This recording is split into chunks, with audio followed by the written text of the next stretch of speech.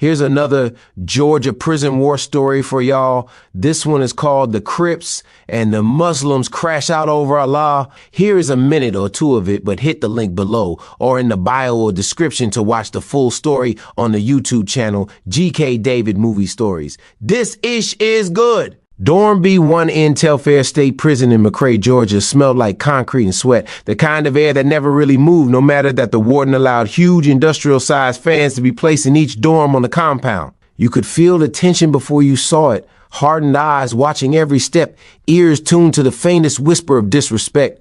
Dorm B1 had always been a battleground, hella noise. Respect was one of the main currencies that mattered, and every man in the dorm knew the rules, even if he didn't like them. Among the groups in B1, the white gang called Ghostface held a corner. They were 6 deep, not the biggest crew, not the most dangerous, but loud in their own way, loud in politics, loud in pride. Their leader, a redhead named Lance, had tattoos that told stories, crosses, skulls, and a crude MAGA scribbled on the back of his hand with a sharpened pen years ago.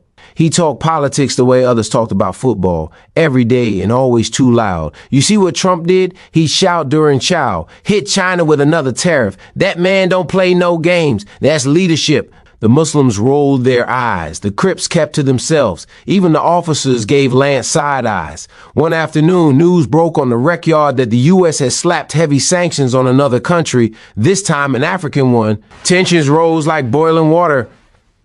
That's how you deal with them, Lance said, standing on a bench like it was a podium. Trump's keeping America first. Ain't no handouts to dirt countries. You don't like it?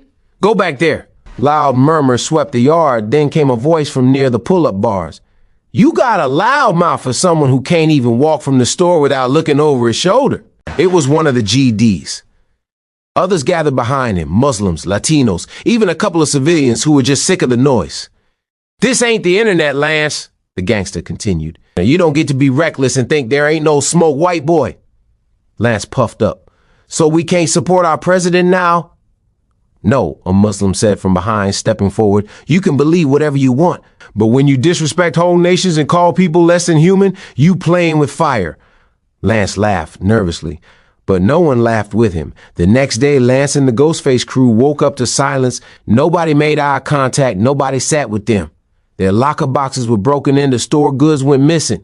Their workout area claimed. Even the officers stopped paying them attention. And then it got physical. Nothing deadly, just bruises, message sending bruises. Within 48 hours, Lance, the other 5 Ghostface all put themselves on the dough, catching out to